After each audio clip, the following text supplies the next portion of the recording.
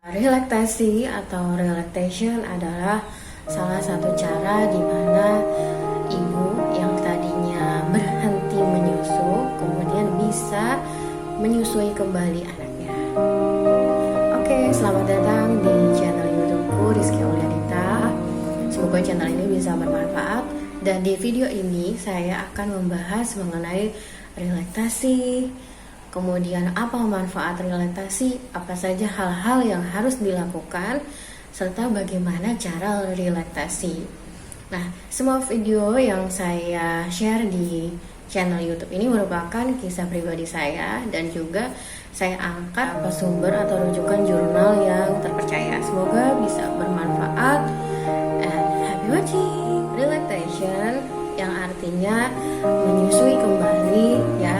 Ketika seorang ibu sudah berhenti menyusui, entah dari faktor medis atau non medis, kemudian sometimes dia ingin menyusui kembali bayinya, hal itu tentu saja dapat dilakukan. Itulah yang dinamakan dengan relaksasi. Ketika ASI kita sudah berhenti untuk memproduksi ASI, kemudian si ibu ingin kembali memproduksi ASI untuk babynya. Nah, hal itu dapat dilakukan dengan cara relaksasi. Nah, pada waktu anak saya yang pertama, Halwa, ketika saya 1 bulan full memberikan ASI saya melalui DOT, kemudian ditambah susu formula. Nah, pada saat itu saya berhenti untuk menyusui bayi saya secara langsung atau direct breastfeeding. Nah, faktor berhenti itu karena ada kondisi medis ya. Kondisi medis yaitu tongue tie lip tie. Nah, kemudian ketika tongue tie lip tie-nya sudah diinsisi atau di frenotomy, nah, kemudian saya ingin kembali untuk menyusui baby Halwa. 5 hal yang dapat saya kemukakan pada saat saya relaksasi. Yang pertama adalah susui bayi kita terus menerus.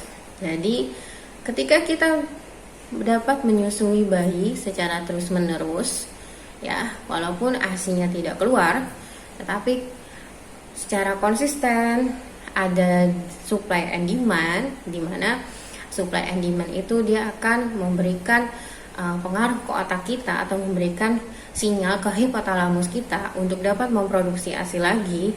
Kemudian supply demand-nya diperbesar, maka bisa dapat keluar lagi air susunya.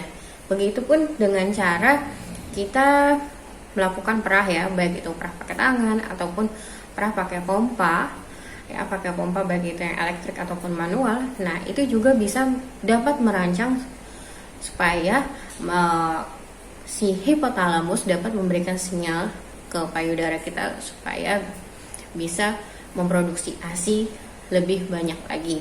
Yang kedua, hal yang saya lakukan adalah meminum ASI booster. Banyak sekali ASI booster yang sudah bertebaran ya di luar sana. Yang ketiga, saya meminum obat yang diresepkan oleh dokter konselor laktasi. Nah, obatnya yaitu domperidone. Nah, kenapa domperidone menjadi salah satu hal yang diresepkan oleh dokter laktasi? Nanti akan saya tulis manfaat dari domperidone, kemudian apa sih kandungan. Di dalam jurnal tersebut dijelaskan bahwa domperidone dapat menunjang keberhasilan menyusui sehingga bayi dapat tetap sehat. Dan yang keempat, yaitu saya melakukan akupunktur. Jadi pada saat itu saya melakukan akupunktur, kemudian pijat laktasi. Semuanya saya lakukan supaya relaksasi ini, teknik-teknik dan cara relaksasi ini dapat berhasil dan sukses. Karena banyak juga relaksasi yang tidak berhasil. Alhamdulillah di sini saya diberikan kenikmatan yang luar biasa sama Allah. Akhirnya saya berhasil untuk menyusui anak saya yang pertama. Kemudian yang terakhir adalah yang saya lakukan pada saat itu. Nanti di sini akan saya tampilkan apa itu SNS Medela, bentuknya seperti apa.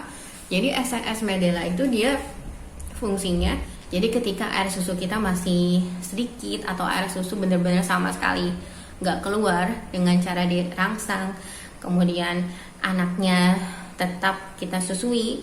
Kan kalau kita menyusui anaknya tetapi air susu kita sedikit, anaknya akan marah ya, akan nangis-nangis. Nah, dengan adanya SNS Medela ini, dia akan membantu memproduksi ASI kita supaya lebih banyak. Nah, suplementasi nursing system atau yang disebut dengan SNS merupakan alat bantu yang cara pakainya ini kita isi dengan susu ya, kemudian ada tali yang dikalungkan di leher sehingga nanti ada beberapa pilihan selangnya ya, ada yang kecil sekali, ada yang middle, ada yang selangnya yang lumayan cukup besar. Nah, untuk pertama kali supaya airnya tidak terlalu deras mengalir, maka saya waktu itu pilihnya yang selangnya kecil, juga yang sudah dianjurkan oleh dokter laktasi. Kemudian di SNS Medela itu nanti kita bikin susu, kemudian taruh di SNS tersebut. Susunya pun bukan susu sembarangan, apalagi susu yang mengandung gula tinggi, tetapi benar-benar susu yang diresepkan oleh konselor laktasi. Ya, jadi seperti itu. Pemberian SNS Medela ini juga terjadwal, ya, tidak sembarangan, dipantau terus oleh dokter konselor laktasi sehingga dalam beberapa bulan anak saya berat badannya cukup grow up yang lebih baik. Oke, tadi saya menjelaskan hal-hal penting apa saja yang harus kita lakukan selama kita relaksasi. Nah, sekarang saya akan sharing mengenai faktor-faktor penentu yang dapat menunjang keberhasilan relaksasi ini. Yang pertama, pada saat kita melakukan relaksasi, kita sangat atau butuh tekad yang kuat sekali yang muncul dari ibu, ya. Karena apa? Karena proses ini bukan hal yang cukup mudah ya, tapi dibilang cukup sulit juga enggak kalau ibu tekadnya kuat untuk memberikan ASI lagi kepada bayinya, kuat untuk bisa mensupport dirinya sendiri supaya memiliki effort yang besar agar keberhasilan menyusuinya dapat berlangsung selama 2 tahun. Kemudian yang kedua adalah jika usia bayi kurang dari 4 bulan, nah ini tingkat keberhasilan yang bisa lebih tinggi gitu.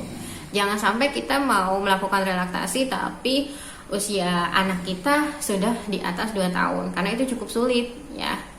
Karena kalau di atas 2 tahun kan otomatis si hipotalamus memberikan sinyal kepada badan kita untuk tidak lagi memproduksi ASI, ataupun misalnya untuk memproduksi ASI-nya dengan kapasitas atau yang volume yang lebih sedikit gitu.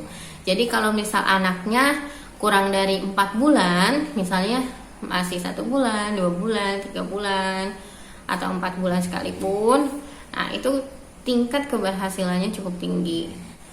Oke, kemudian saya juga akan bahas mengenai siapa-siapa saja yang bisa melakukan relaksasi ini. Jadi selain ibu ya, ibu kandung, sambung atau ibu angkat ya, ibu yang memiliki anak angkat itu juga bisa melakukan relaksasi. Nah, ada beberapa penelitiannya saya cantumkan nanti di sini bahwa laktasi itu bekerja seperti apa. Nah, ini penelitiannya. Oke, demikianlah penjelasan dari saya. Semoga video ini dapat bermanfaat khususnya bagi mom yang ingin melakukan relaksasi. Tetap semangat, tetap menyusui hingga 2 tahun. Salam happy breastfeeding. Thank you, and I love you.